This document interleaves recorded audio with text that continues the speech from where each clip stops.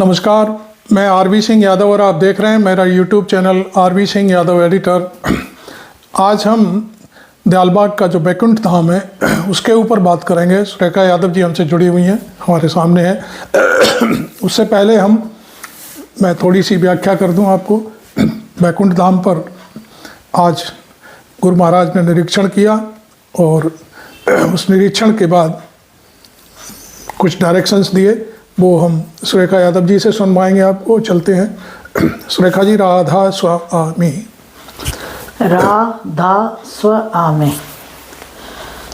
काफ़ी पिछले दिनों से ये कार्यक्रम चल रहा है। दयालबाग तो 1.5 साल से करीब जो है बैकुंठ धाम की सफाई व्यवस्था और यमुना किनारे को अच्छा किनारा बना के ऐसी व्यवस्था करने के लिए कि लोग आएँ जाएं, घूमें फिरें, बोटिंग करें, ये व्यवस्था कर ही रहा है।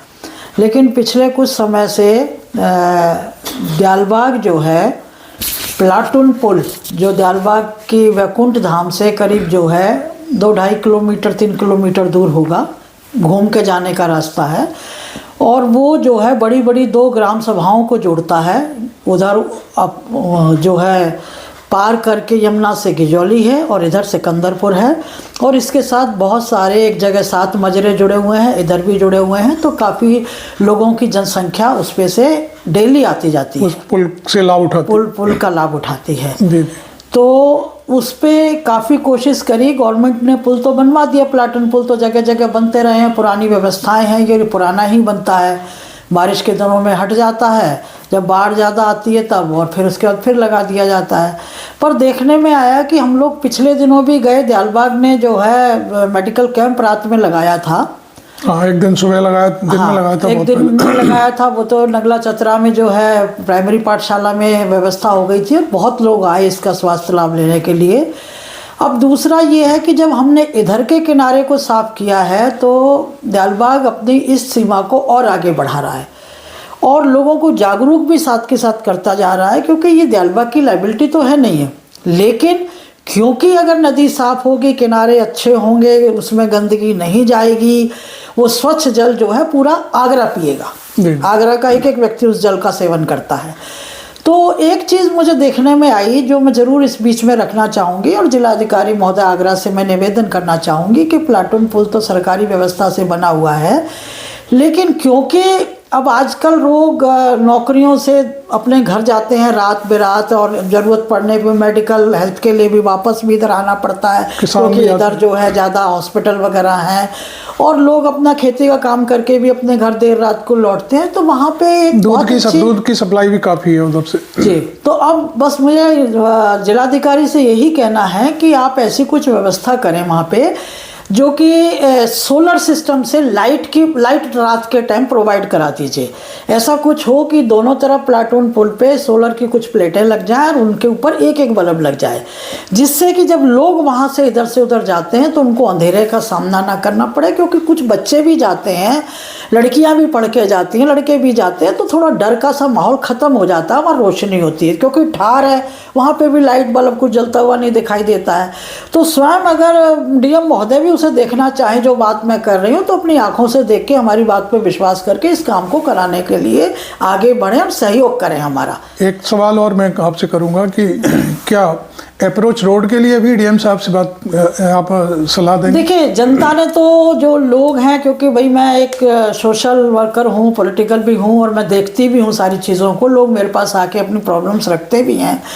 तो जो वो रास्ता है पीपों के पुल तक जाने के लिए 2.5-3 किलोमीटर का है, जिस पे लोग इधर भी और उधर भी रास्ता उधर तो बहुत ही खराब है। पानी की पाइपलाइन पिछले 1 महीने से टूटी पड़ी है, उस पर काम नहीं हुआ है। नगला चतरा जो रोड है, हाँ, उस वाले को तो इतना उबड़ खाबड़ है। अगर उसे बराबर जो है करके और ज़्यादा ना करें, तो बस मैं उनसे इतना ही निवेदन करूँगी कि जो ये टाइल्स आती हैं उठा के रखने वाली, लगाने वाली, क्योंकि पक्की सड़क के लिए तो पता नहीं कितने लंबे टेंडर पास होंगे, क्या होगा, कब बनेगी। आज की कही हुई 5 साल लग जाए तो कोई बड़ी बात नहीं है, क्योंकि ये इस तरह की नीति राज्य सरकारों की चलती रहती है, राजरोग है, बिल्कुल, है ना। लेकिन मैं चाहती हूँ कि टाइल्स जो है वहाँ पे बिछ जाए कुछ दूरी पे, मतलब उस रोड पे, तो लोग जो पानी में जब बरसातों के दिनों में भी क्रॉस करते हैं वहाँ से, चाहे वो उसके बाद पीपो के पुल से ना जाके नाव से जाते हैं, लोगों का आवागमन बंद नहीं होता वहाँ पे, नाव भी खड़ी हुई हैं, तो वो इधर से इधर नाव पे भी जाते हैं।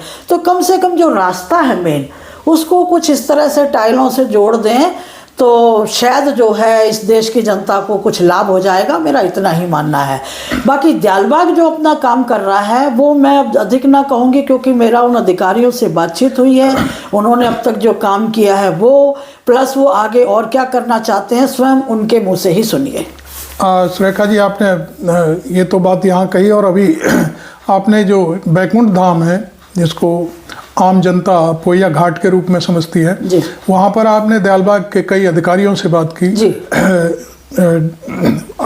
क्या नाम है उनका, दियालबाग विश्वविद्यालय के डायरेक्टर से, रजिस्ट्रार साहब से, और जो राधा स्वामी सत्संग सभा के सेक्रेटरी हैं उनसे भी बात करी, और डॉक्टर विशाल साहनी से भी बात करी। 4-5 लोगों से आपने बात की और उन्होंने अपना हमें ये कह करके कि कैमरा से दिखाइए कितना स्वच्छ हो गया इलाका, तो बड़ा अच्छा लगा। वो इंटरव्यू हम देख लेते हैं जी, वो दिखाइए। और उससे पहले हम गुरु महाराज ने वहाँ निरीक्षण जो किया है वो वीडियो हम सबसे पहले देखेंगे, उसके बाद फिर अधिकारियों से बातचीत, ठीक है ना? ठीक है, थैंक यू सुरेखा जी, आपने वक्त दिया और पूरी अपनी बात रखी।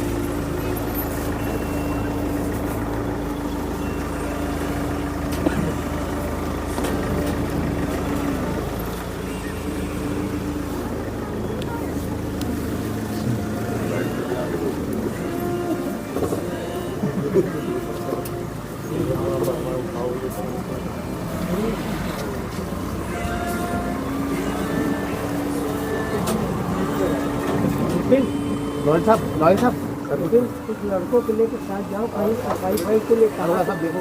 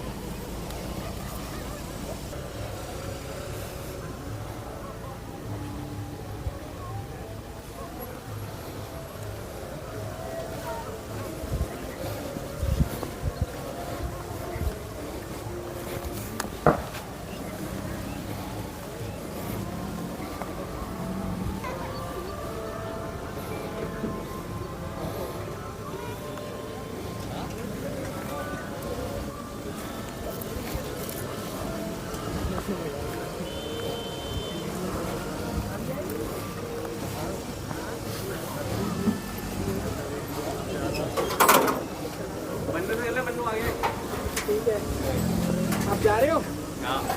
बाय। राधा।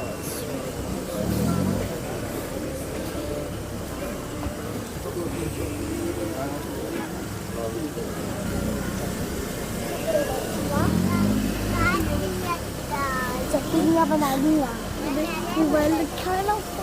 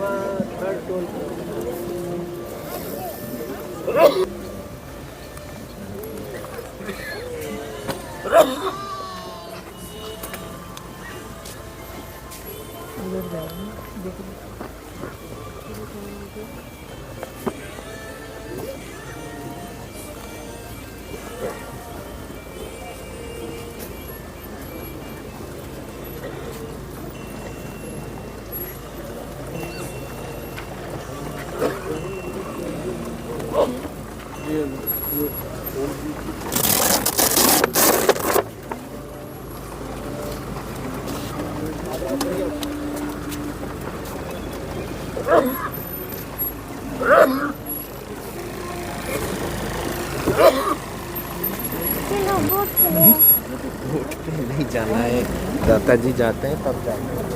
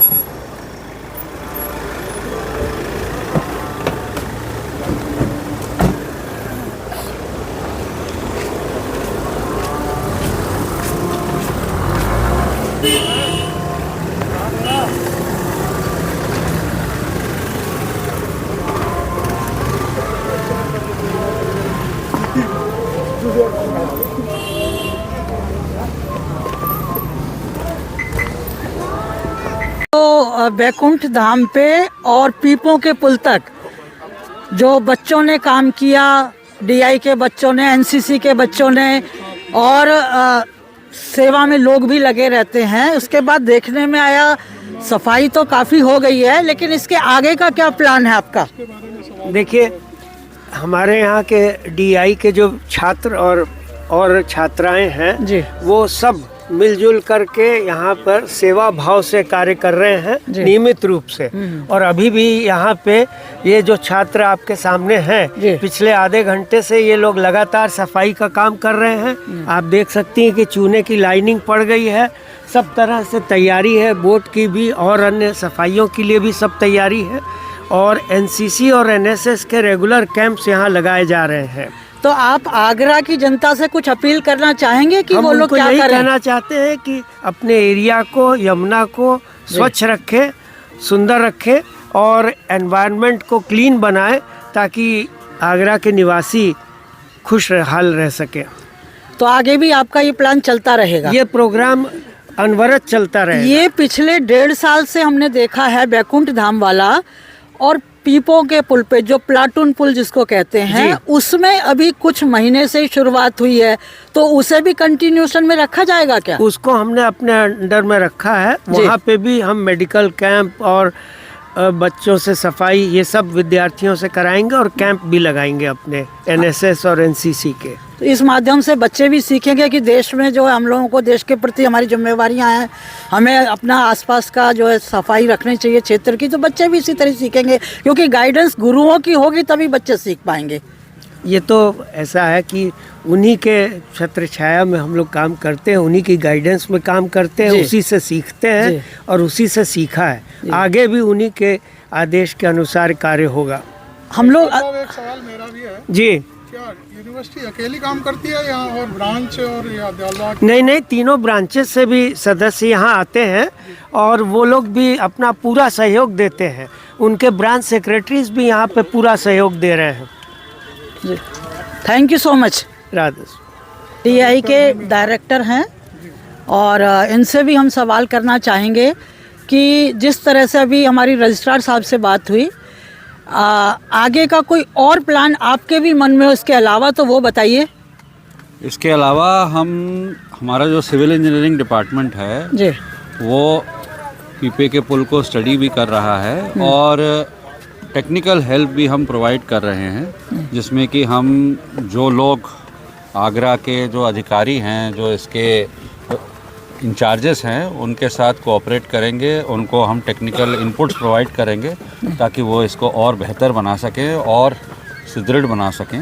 असल में पीपों का पुल तो कुछ समय के लिए हट जाता है, तो जनता की मांग, जैसे मैं गांव में घूम रही थी सिकंदरपुर में, गिजौली में, मैं खुद जब गई थी, तो वहाँ के लोगों की मांग है कि कुछ इस तरह का हो जाए कि हम लोगों को बराबर आवागमन जारी रहे। और दूसरी बात उन्होंने डिमांड करी कि जो उधर की तरफ सड़क जाती है उसको कच्ची सड़क के बजाय टाइल्स की, जो ये आपके हटने वाली टाइल्स होती हैं, वो अगर लग जाएं तो लोगों को आराम हो जाएगा। देखिए, एकेडमिक इंस्टीट्यूट यूनिवर्सिटी के जो हम लोग जी। हैं, हम लोग इसमें रिकमेंडेशंस तो अपनी कर सकते हैं जी। लेकिन हमारा डायरेक्ट इसमें इन्वॉल्वमेंट नहीं है। नहीं, But बिल्कुल हम बिल्कुल बात ठीक है। को पहुंचाएंगे हाँ जरूर। बिल्कुल, अगर ये और जो भी- अधिकारियों के पास पहुंचती है जो बात। भी टेक्निकल हेल्प है, जी। जो भी आगरा के स्मार्ट सिटी वाले प्रोजेक्ट में भी हमारा डिपार्टमेंट काफ़ी इन्वॉल्व है। जी तो टेक्निकल हेल्प देने के लिए और यहाँ पर जो भी यमुना में आसपास एरियाज़ में जो हमारा स्वच्छता अभियान है, इसको जारी रखने के लिए यथासंभव हमारा प्रयास जारी रहेगा जी। और ये हमारा वादा है। Thank you so much. गांव के लोगों का ये कहना है पटवर्धन साहब कि जो उस दिन कैंप लगा था रात में, लोगों ने कहा कि इस तरह की सुविधा यदि इमरजेंसी में भी उपलब्ध हो जाती है तो ये हमारे लिए बहुत बड़ी बात है। तो वो उस पर थोड़ा सा बताइए कि क्या कोई जो जैसे अप्रोच रोड है उसके लिए जो संबंधित डिपार्टमेंट है उसको कोई चिट्ठी विट्ठी लिखी है आपने? नहीं, अभी तो नहीं लिखी है, रोड लेकिन वगैरह बन जाए। हाँ अभी तो नहीं लिखी है, लेकिन ये सब चीज़ें धीरे धीरे हो जाएंगी क्योंकि एक बार कार्य जब शुरू हो जाता है तब इस तरह के आइडियाज़ जनरेट भी होते हैं, फिर एक कंसेंसस बनता है ताकि सभी लोग मिल के फिर इस तरह के सॉल्यूशंस निकाल सकें। जी, क्योंकि गांव वालों का साथ बहुत ज़रूरी है। बिल्कुल, हमारा तो हमेशा प्रयास यही रहता है कि सबका साथ हो और सबके साथ ही हम काम करेंगे। जी, थैंक यू सो मच। आओ आ जाओ, इधर ऐसे नहीं काम चलेगा।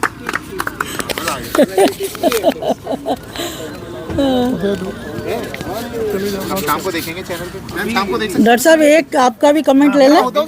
नहीं, एज अ मतलब दियालबाग निवासी आप थोड़ा सा बताइए प्लीज। ये इसको ले लीजिए एक सेकंड। बस मेरा ये पूछना यही है, इसको पकड़ लीजिए एक बार। अच्छा चलिए रहने दीजिए, दो पकड़ लेते हो। जैसे हम लोगों ने पिछले 1.5 साल से ये यहाँ का बैकुंठ धाम का जो है सफाई व्यवस्था और लोगों का सहयोग देखा। जी। अभी पिछले दिनों देखने में आया कि हम लोग पीपे के पुल तक गए। जी बिल्कुल। उससे पहले दिन जो है एनसीसी के स्टूडेंट्स और डीआई के स्टूडेंट्स ने काम किया।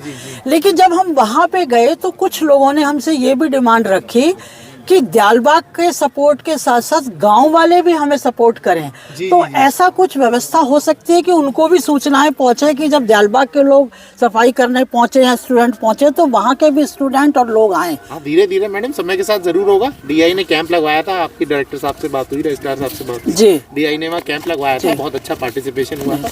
ये तो खैर दूसरी बार लगा है कैंप, तो मेडिकल कैंप तो दूसरी बार लगा है।